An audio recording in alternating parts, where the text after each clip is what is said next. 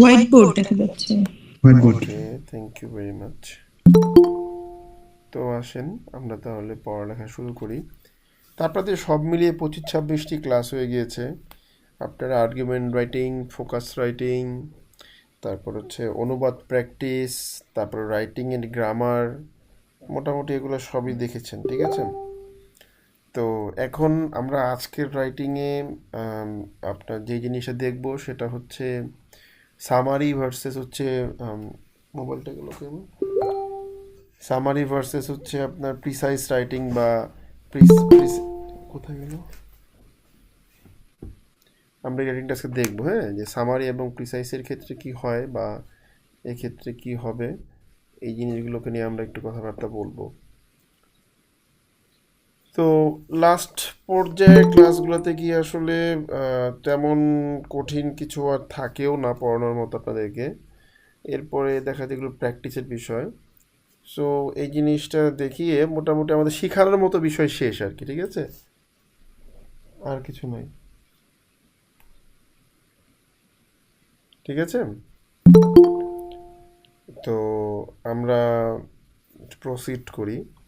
তো আমাদের দেশের প্রেক্ষাপটে মানে আমরা অনেকেই যে জিনিসটা নিয়ে প্রায় টাইমই কনফিউজ থাকি যে সামারি এবং প্রিসাইসের ক্ষেত্রে আসলে কোনটা কি বুঝাবে, এই জিনিসটা নিয়ে আমরা খুব কনফিউশনের মধ্যে থাকি, ঠিক আছে?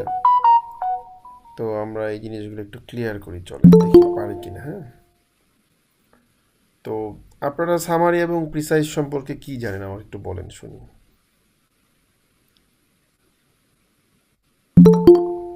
হ্যালো, সামারি এবং প্রিসাইজ সম্পর্কে কি জানেন বলেন। স্যার, একটা হচ্ছে সারাংশ আর একটা সারমর্ম, এরকম বলা যেতে পারে।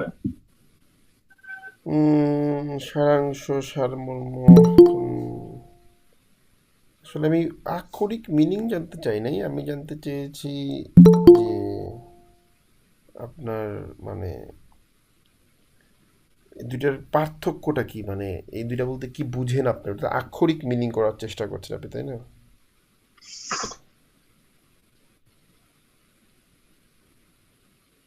স্যার, যেমন সামারি হচ্ছে একটা বড় করে প্যাসেজ দেওয়া থাকবে, এটা থেকে যদি সামারি লিখতে বলে তাহলে আমি মোটামুটি আইডিয়াটা দাঁড় করানোর চেষ্টা করবো যতটুকু সম্ভব। যদি সেটা 150 ওয়ার্ড হয়, একটা লিমিটেশন থাকবে। আর প্রিসাইজ রাইটিংটা মূলত আমার যতটুকু মনে হয় যত সংক্ষিপ্ত, স্যার, যেমনটা আপনি বলতেন যে শর্ট, শার্প, বাট ইফেক্টিভ। হুম, আর কিছু? তো কথা তো আলটিমেটলি একই দাঁড়ালো, তাই না আমাদের কাছে?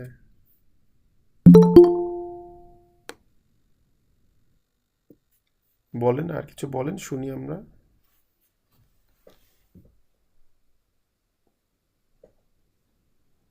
স্যার, আমি এতটুকুই পারছি, স্যার। অন্যরা কিছু বলেন, অন্যরা কিছু বলেন শুনি।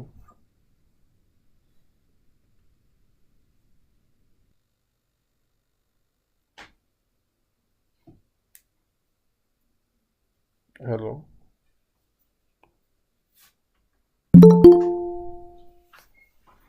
হ্যালো। ভাইয়া সামারি হচ্ছে একটা বড় কোনো কিছুকে মেইন জিনিসটা ছোটভাবে লেখা। প্রিসাইজ কি আসলে বলতে পারবো না। ওকে, আমরা আসলে বাংলাদেশের সবাই এই বিষয়টা নিয়ে খুব প্রবলেম ফেস করি। সামারি ভার্সেস প্রিসাইজ আসলে কি বোঝায়। প্রথমে মনে রাখবেন, একদম মোটা দাগে, একদম মোটা দাগে যদি আপনি প্রিসিস লেখেন, যদি একদম মোটা দাগে পার্থক্য নির্ধারণ করতে বলা হয়, প্রথম সবচাইতে কনসপিকিউয়াস বা নোটিশ অর্থী যেই পার্থক্যটা আমরা পাবো, আমাদের সেই পার্থক্যটা কি আমরা একটু ক্লিয়ার করি। দেখেন, সেই পার্থক্যটা হচ্ছে যে প্রিসাইসের একটা হেডলাইন থাকবে বা হেডিং থাকবে, ঠিক আছে?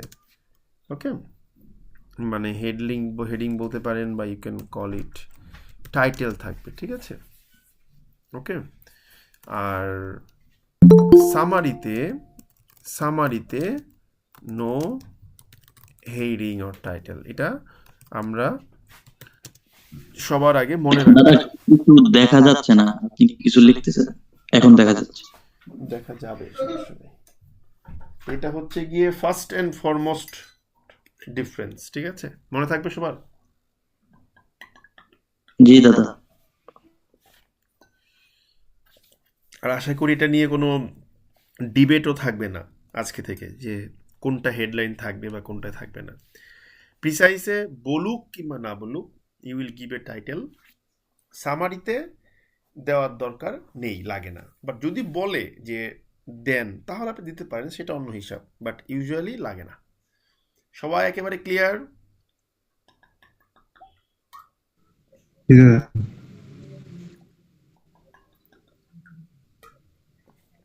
হুম। এবারে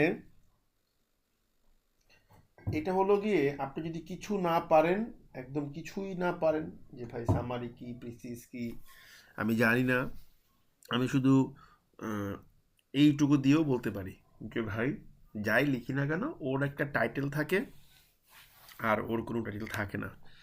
এটা হচ্ছে গিয়ে আপনার মূল পার্থক্য, একদম চোখে পড়ার মতো পার্থক্য, ঠিক আছে? ওকে, এটা মাথায় রাখবেন সবসময়। এরপরে আমরা যদি আরেকটা জিনিস আপনার ভাবি, যে এটা আসলে আর কি বলার মতো পার্থক্য আছে, ঠিক আছে? সেক্ষেত্রে মনে রাখবেন, প্রিসাইজ লিখতে গেলে, আমি একটু দেখাচ্ছি, দাঁড়ান, আমরা একটু ক্লিয়ার করে দেই। আমি থার্ড ব্র্যাকেট দিয়ে লিখি। প্রিসাইজের ক্ষেত্রে মনে রাখবেন যে আপনার প্যাসেজের যে অর্ডারটা আছে, ঠিক আছে, মানে যেই সিনক্রোনাইজেশন করা হয়, ঠিক আছে, অর্ডার অফ প্যাসেজ, এটা মেনটেন করতে হবে। এটা দয়া করে মাথায় রাখবেন, ঠিক আছে? প্রিসাইজের ক্ষেত্রে আপনার অর্ডারটা বা সিকোয়েন্সটা মেনটেন করতে হয় না, আর এখানে আমরা না করলেও হয়, ঠিক আছে? আমি লিখলাম নট নেসেসারি, যে মেনটেন করতেই হবে, এরকম কোনো বাধ্যবাধকতা নেই এখানে। মানে আপনি যদি বলেন ভাই জিনিসটা আমি বুঝি নাই, তাহলে আমি একটু ক্লিয়ার করি। যেমন ধরেন আপনি একটা টপিক নিয়ে লিখতে বসছেন, হ্যাঁ, তো হয়তো বা ধরেন যে আপনি রবীন্দ্রনাথ ঠাকুরের জীবনী নিয়ে লিখতে বসছেন, ঠিক আছে? তো রবীন্দ্রনাথ ঠাকুরের জীবনী লেখার সময় ওনার প্যাসেজে যেইভাবে ওনার সব কিছু দেওয়া আছে, আপনি ওইভাবেই সমাধান করবেন। এত সালে জন্মগ্রহণ করছে, এত সালে পড়াশোনা করছে, এটা করছে, এভাবে লিখবেন। বাট সামারিতে গিয়ে ওইভাবে লিখতে হবে না। মানে প্যাসেজের ইনফরমেশনের যে অর্ডারটা আছে সেই সিকোয়েন্সটা মেনটেন করতে হবে প্রিসাইজ লেখার সময়। বাট সামারিতে এর কোনো প্রয়োজন নেই। তাহলে আমরা কি বললাম বলেন তো? এটা একটু ক্লিয়ার করে আমাকে দেখি পারেন কিনা।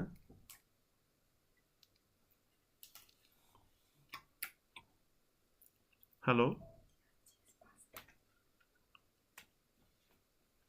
দাদা প্রিসাইজ রাইটিং যখন আমরা লিখব, তখন যদি প্যাসেজটা এইরকম হয় যে ফার্স্টে জন্মসাল, তারপরে let's say childhood, then school, college, university,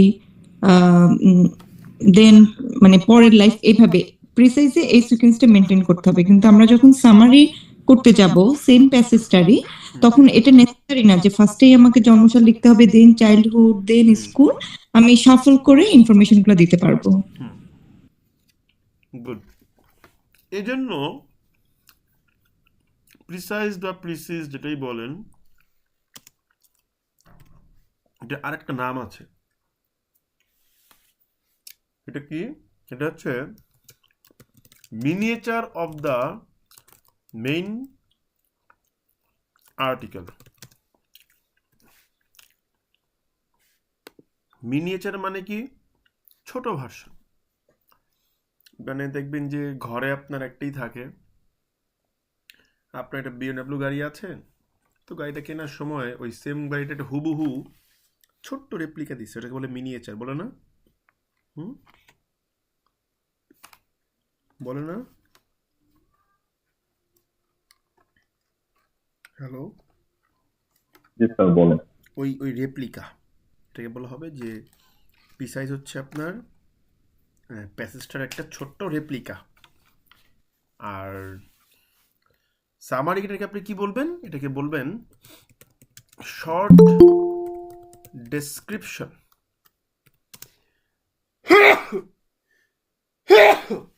ও মা, সরি ভাই। তাহলে 3 নম্বর পয়েন্টটা কি শিখলাম?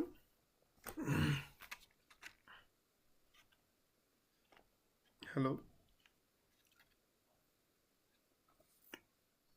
স্যার প্রিসাইজ হচ্ছে প্যাসেজের রেপ্লিকা আর সামারি হচ্ছে প্যাসেজের শর্ট ডেসক্রিপশন। পার্থক্যটা বুঝতে পেরেছেন? হুম,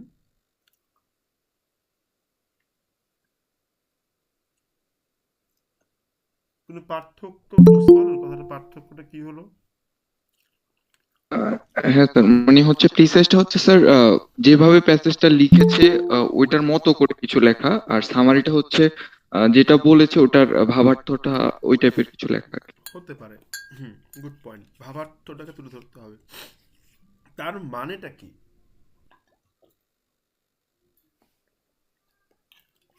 তার মানে হলো তার মানে হলো সামারিতে গিয়ে লেখাটাকে আপনি একটু অ্যাবস্ট্রাক্ট করতে পারবেন, তাই না? হ্যাঁ স্যার। হুম হুম হ্যাঁ স্যার। তার মানে সামারিতে গিয়ে যেহেতু শর্ট শর্ট ডেসক্রিপশন, তো এই বিষয়গুলো একটু মাথায় রাখতে হবে। এখন বিষয়টা হচ্ছে যে আমাদের দেশে বেশিরভাগ ক্ষেত্রে আমরা সামারি প্রিসিস এগুলো আসলে একসাথে গুলায় ফেলি, ঠিক আছে? এই জিনিসগুলো একটু আপনারা মাথায় রাখবেন। প্রথম থিং কি, হেডিং বা টাইটেল প্রিসাইসে লাগবে, সামারিতে লাগবে না। প্রিসাইসে অর্ডার অফ প্যাসেজ ঠিক রাখতে হবে, আর সামারিতে না থাকলেও হবে। আর প্রিসাইসে মাথায় রাখতে হবে যে পুরো প্যাসেজটাকে রিফ্লেক্ট করতে হবে, ওকে? পুরো প্যাসেজের প্রত্যেকটা ইভেন্টকে রিফ্লেক্ট করতে হবে, ওকে? এই জিনিসটা মাথায় রাখবেন, যেহেতু মিনিয়েচার। তো আপনি কি লিখবেন যে রিফ্লেক্টিং এভরি মেসেজ বা এভরি ইভেন্ট, ঠিক আছে? প্রত্যেকটা ইভেন্টকে ছোটোখাটো বড় সব কিছুকে তুলে ধরবে। কিন্তু এই শর্ট ডেসক্রিপশনে গেলে যেটা হয় সেটা হচ্ছে পাইভোটাল ইস্যুসগুলো তুলে ধরে, ঠিক আছে? তাহলে আমরা কিন্তু বেশ কটা পার্থক্য পেলাম, 4টা জিনিস খেয়াল করলাম। একটা হচ্ছে গিয়ে কি হেডিংয়ে, একটা দেখলাম প্যাসেজের ইনফরমেশন অর্ডারে, আর একটা দেখলাম সে মিনিয়েচার আর সে হলো শর্ট ডেসক্রিপশন। আর একটা কি দেখলাম, আর একটা দেখলাম যে ওর প্রত্যেকটা পয়েন্টকে রিফ্লেক্ট করবে আর সামারি করবে না। সামারি গুরুত্বপূর্ণ বিষয়গুলোকে নিয়ে চলে আসবে, ঠিক আছে? ওকে, তারপরে আরেকটা জিনিস বলি। আরেকটা জিনিস হচ্ছে যে প্রিসাইজ লেখার সময়, তবে এটা একটু সেকেন্ডারি জিনিস, না জানলেও হবে, মনে রাখবেন যে এখানে একটা কনক্লুশন আসবে, যে ফাইনালি উই ক্যান সে ব্লা ব্লা ব্লা, একটা কনক্লুশন আসে, এটাই লিখতে হবে তা না, বাট কনক্লুড করতে হয়। কিন্তু সামারিতে conclusion is not necessary unless, যদি না কি করা হয়, any significant conclusion is developed. যদি সিগনিফিক্যান্ট কোনো কনক্লুশন ডেভেলপ না করা হয় তাহলে কোনো কনক্লুশনের দরকার নেই। মানে ব্যাপারটা কীরকম আপনাকে আমি বলি, ধরেন রবীন্দ্রনাথ ঠাকুরের জীবনী নিয়ে আপনি পড়তেছেন, তো রবীন্দ্রনাথ ঠাকুর এই করছে সেই করছে অনেক কিছু করেছেন, তো আপনি এটাকে একটা প্রিসিস লিখতেছেন। তো এই যে প্রিসি লিখতেছেন, এখানে আপনি যে কাজটা করবেন সেটা হচ্ছে লাস্টে গিয়ে আপনি বলবেন যে বিশ্বকবি রবীন্দ্রনাথ ঠাকুর একটা বর্ণাঢ্য জীবনযাপন করেছেন। কিন্তু সামারিতে গিয়ে আপনার এটা বলার কোনো প্রয়োজন নাই। সামারিতে আপনি জাস্ট ওনার পুরো জীবনের ঘটনাটা লিখবেন। তাহলে এই যে আপনি লাস্টে গিয়ে বললেন যে বিশ্বকবি রবীন্দ্রনাথ ঠাকুর একটি বর্ণাঢ্য জীবনযাপন করেছেন, এটাই হচ্ছে গিয়ে কনক্লুশন। কিন্তু সামারিতে গিয়ে এটা লেখার কোনো প্রয়োজন নেই, যদি না মূল প্যাসেজে কোনো সিগনিফিকেন্ট কোনো কনক্লুশন ড্র করা হয়। যেমন ধরেন আপনি একটা প্যাসেজ লিখতেছেন, একটা প্যাসেজ দেওয়া হয়েছে, ওই প্যাসেজের লাস্টে বলছে যে অর্থাৎ উপরোক্ত ক্লাইমেট চেঞ্জের জন্য কার্বনের অতিরিক্ত নির্গমনই দায়ী। ঠিক আছে, যে excessive emission of carbon dioxide and other items R responsible for the degradation in environmental quality and environmental calamities. যদি ওই ডিসিশনে যদি পৌঁছানো হয়ে থাকে মূল প্যাসেজে, তাহলে সেটা প্রিসাইজ লেখেন আর সামারি লিখেন, ওটা কিন্তু আসবে। বাট যদি এরকম কোনো ডিসিশন না দেওয়া হয় বা কনক্লুশন না টানা হয়, সেক্ষেত্রে সামারিতে আপনি নিজে একটা কনক্লুশন দেবেন, প্রিসাইসে দিবেন, কিন্তু সামারিতে এটা দেওয়ার কোনো প্রয়োজন আপনার নাই। ব্যাপারটা ক্লিয়ার সবাই? তাহলে আমরা হ্যালো, আমরা ক্লিয়ার সবাই? হ্যাঁ স্যার, ক্লিয়ার। ওকে, তাহলে আমরা ইন টোটাল 5টা জিনিস পেলাম।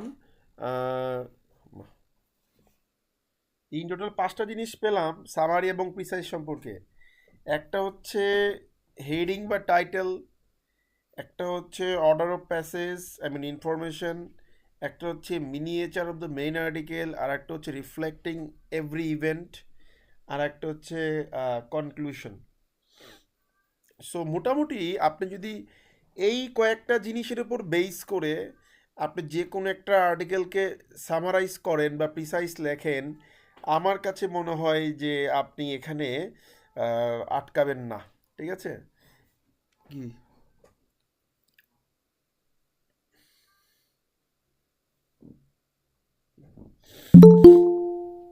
তো এই জায়গাটাতে এসে আমরা যদি 5টা জিনিসকে নির্ভর করে লিখি, তাহলে আমাদের লেখাটা ঠিক হবে।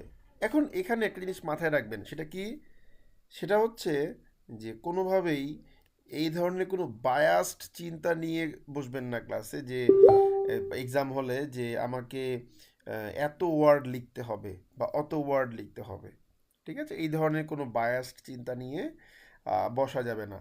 আমরা জানি না যে আসলে এখানে কত ওয়ার্ড লিখতে হবে। তবে ব্যক্তিগতভাবে আমি আপনাদের সাথে যেটা শেয়ার করতে পারি সেটা কি, সেটা হচ্ছে যে আমাদের যেহেতু বর্তমানে এই সামারি বা প্রিসাইজটা হচ্ছে গিয়ে বর্তমান পরীক্ষাতে খুব বেশি অ্যাড করা হচ্ছে ব্যাংকগুলোতে। হ্যাঁ, বিসিএস এ তো আগে থেকেই ছিল, বাট ওইখানে বলেই দেয় যে সামারি, বিসিএস সামারি, তাই না? হ্যালো, বিসিএস এ কি দেওয়া হয় বলেন তো কেউ একটু, সামারি না প্রিসাইজ? সামারি দেওয়া হয়। আর বিসিএস এর প্যাসেজটা অনেক বড় থাকে। ঠিক আছে, সো সেন্টেন্স স্ট্রাকচার ডেভেলপমেন্ট না থাকলে আপনার ভালো, আর হচ্ছে পত্রিকা পড়ার হ্যাবিট না থাকলে ভালো, আপনি কিন্তু এখানে খারাপ করবেন, এটা স্বাভাবিক বিষয়, এটা রাগ করতে পারেন বা যাই বলেন আপনি আমাকে। সো এই বিষয়টা মাথায় রাখবেন। এখন যেটা বলতেছিলাম সেটা হচ্ছে যে আমাদের যে বায়াসড যে চিন্তাটা, যে এটাতে এত ওয়ার্ড লিখবো অত ওয়ার্ড লিখবো, এই ধরনের কাজটা কখনো করবেন না। তো আমি একটু আমার ব্যাপারটা শেয়ার করি। আমি যেবার আমি আমি আমার যতটুকু মনে পড়ে, আমি কখনোই ব্যাংকের পরীক্ষাতে সামারি লিখি নাই। এই অ্যাসিস্ট্যান্ট ডিরেক্টর 2022-এর পরীক্ষাতেই আমাদের, আমরা যেটা 21-এ দিয়েছিলাম, ওই পরীক্ষাতে আমাদের সামারিটা এসেছিল।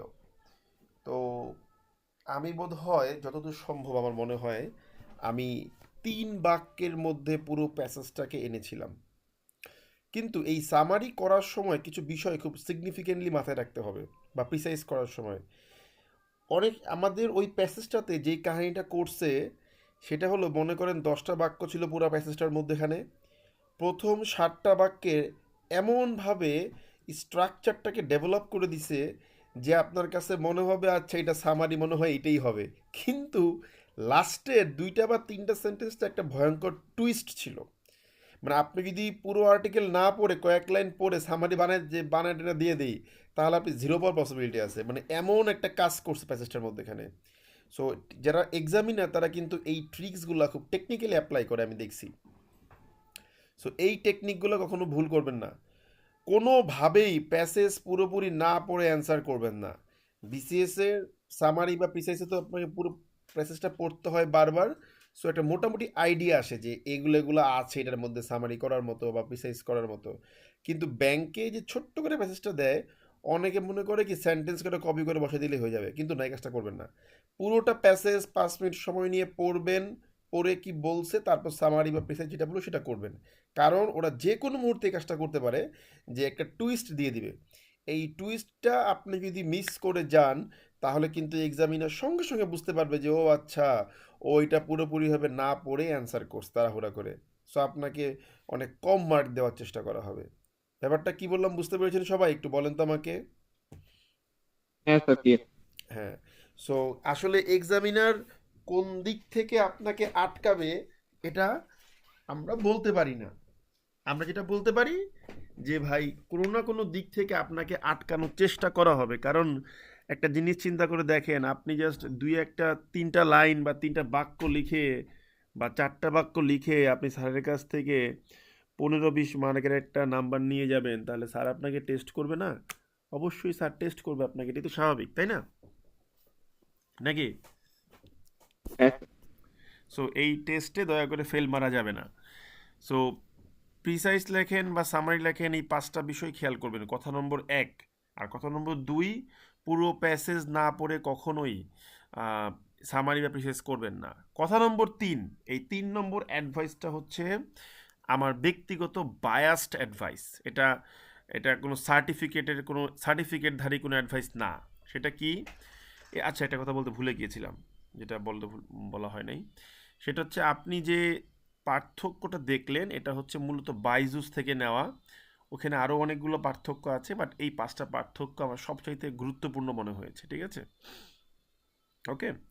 তো যেটা বলতে নিয়েছিলাম যে 3 নম্বর যে অ্যাডভাইসটা আমার, সেই অ্যাডভাইসটা হচ্ছে ব্যক্তিগতভাবে আমার একটা বায়াসড আইডিয়া আছে। সেটা হচ্ছে আমি, ধরেন আপনি আমাকে 10 বাক্যের একটা প্যাসেজ দিলেন। তো আমি যে কাজটা করি, আমি প্রিসাইজ করতে গেলে যেহেতু পুরো একটা গাড়িকে অনেক ছোট করতে হয়, আমি হয়তোবা 10 বাক্যের ক্ষেত্রে, আই রিপিট, 10 বাক্যের ক্ষেত্রে হয়তোবা 3 বা 4 বাক্যে আমি পুরো প্রিসাইজটা শেষ করে দিব। যদি আমাকে 10 বাক্য দেওয়া হয়, আমি ওইভাবেই আমার স্ট্রাকচারটাকে গ্রো করে নেই। ঠিক আছে, মানে কি লিখব। আর সামারিতে আমি যেটা করি সেটা হচ্ছে আমি সাধারণত 4 বাক্য প্রেফার করি বা ম্যাক্সিমাম 5 বাক্য প্রেফার করি। অর্থাৎ আমার লেখাতে প্রিসাইজটা একটু ছোট হয়, সামারিটা একটু বড় হয়। ওয়ার্ড লিমিটটা ফ্যাক্টর না, আমি বাক্য বললাম। মানে আমি চেষ্টা করি প্রিসাইজ লেখার সময় 1/3 কম্পেয়ার করতে, আর পারলে আরও ছোট করতে পারেন, কোনো সমস্যা নেই। আর সামারিতে হাফের চেয়ে একটু ছোট রাখতে চেষ্টা করি। ঠিক আছে, 4 বাক্যটা প্রেফার করবো আমি বেশি সামারির ক্ষেত্রে। এটা আমার একটা ব্যক্তিগত বায়াসডনেস। আর একটা জিনিস আপনাকে আমি বলবো, সেটা কি? সেটা হচ্ছে the choice of word and the structure of sentence. এই জায়গাটায় কখনো ভুল করবেন না। অনেকের মধ্যে আমরা দেখি যে সেন্টেন্সটা কি করেন, আপনারা প্যাসেজ থেকে হুবহু কপি করে তুলে দেন। এইটা একটা বিশাল বড় প্রবলেম। কোনোভাবেই, যেহেতু ভাই আপনারা 25-26টা ক্লাস করছেন, অ্যাটলিস্ট এইটুকু তো কনফিডেন্স আসছে যে এই ক্লাসগুলো আমি আবার রিভিউ করি, আমার সেন্টেন্স প্যাটার্ন নিয়ে আর কোনো সমস্যা হবে না। এইটুকু কি আপনি নিশ্চিত হতে পারছেন আমার কাছ থেকে? একটু বলেন শুনি। হ্যাঁ, তো যেহেতু এইটুকু জিনিস নিশ্চিত, সো এই ভুলটা কখনোই করবেন না যে সেন্টেন্স কপি করা, কোনোভাবেই করবেন না। যেটা আপনি করবেন, ওইখানে যাই দেয়া থাক না কেন, আপনি ভিন্ন সেন্টেন্স স্ট্রাকচার নিয়ে আসার চেষ্টা করবেন। এতে করে লাভটা কি? এতে করে স্যার বুঝবে যে আপনার সেন্টেন্স মেকিংয়ে দক্ষতা আছে। সেকেন্ড থিং, যেই ওয়ার্ডগুলো ওখানে ইউজ করা হয়েছে, যতটা পসিবল আপনি সেই ওয়ার্ডগুলোকে রিপ্লেস করবেন। সেই ওয়ার্ডগুলোকে রিপ্লেস করলে আপনার কি হবে? সেই ওয়ার্ডগুলোকে রিপ্লেস করলে আপনার হচ্ছে হবে, কি বলে, এই কি বলে এই, আপনার যে ওয়ার্ড স্ট্রাকচারে, সরি, ওয়ার্ড চয়েসে যে আপনার একটা ভালো দক্ষতা আছে সেটাও কিন্তু স্যার বুঝতে পারবে, ঠিক আছে? এই হচ্ছে গিয়ে মানে আমার দৃষ্টিকোণ থেকে সামারি অ্যান্ড প্রিসাইজ রাইটিং এর ডিসকাশন। এর বাইরে আসলে তেমন কিছু লাগে না, এটা ছোট্ট একটা ক্লাস জাস্ট, ওকে? এখন আপনাদের এন্ড থেকে যদি কোনো কোয়েরি থাকে আমাকে বলতে পারেন, আমি উত্তর দেওয়ার চেষ্টা করতেছি। বলেন, শুনছি। হ্যালো, হ্যালো,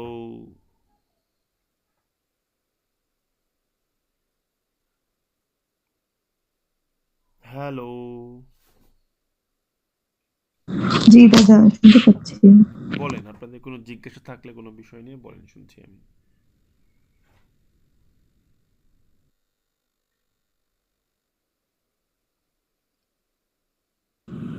দাদা, একটা সামারি প্র্যাকটিস করলে ক্লাসে মনে হয় ভালো হতো। সামারি যদি প্র্যাকটিস করতে চান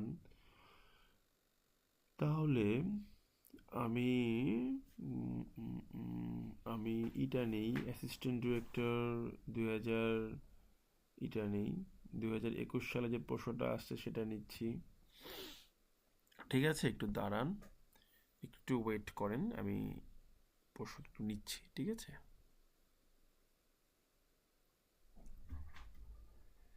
এখন একটা পেয়েছি, বাট দেখি এটা কতটুকু সুন্দর হয়।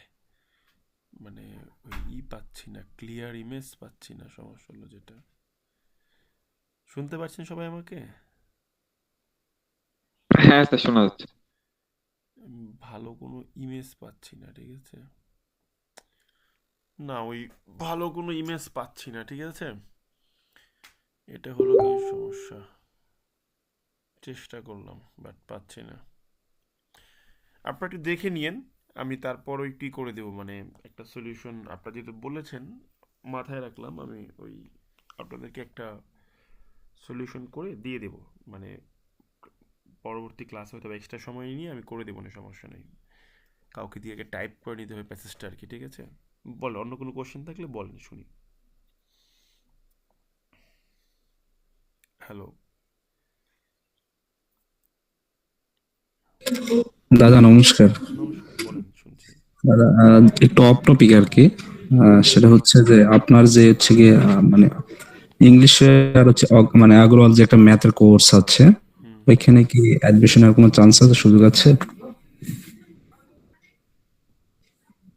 ওটাতে পারবেন, সমস্যা নেই। যদি পসিবল হয় তাহলে কিভাবে বা কোন লিংকের মাধ্যমে জয়েন হওয়ার জন্য ট্রাই করতে ওটাতে হবে? আপনি ওই করবেন, আম, কি বলে, ওই আমাদের যে নাম্বারগুলো আছে লাস্ট 01721500673, ওই নাম্বারটা একটু ফোন দিয়ে কথা বললেই হবে, ঠিক আছে? আর একটু কাইন্ডলি নাম্বারটা বলবেন তাহলে আমি জিরো লিখে ওয়ান নিই। 01721500673, ওকে? 01721500673। 673। ওকে দাদা, থ্যাংক ইউ দাদা, থ্যাংক ইউ সো মাচ। ওকে, তাহলে আমি আজকে মতো বিদায় নিচ্ছি, ঠিক আছে? আচ্ছা, ওকে দাদা, থ্যাংক ইউ দাদা, রাখি, নমস্কার। ওকে, ওকে, আসসালামু আলাইকুম এবং নমস্কার সবাইকে।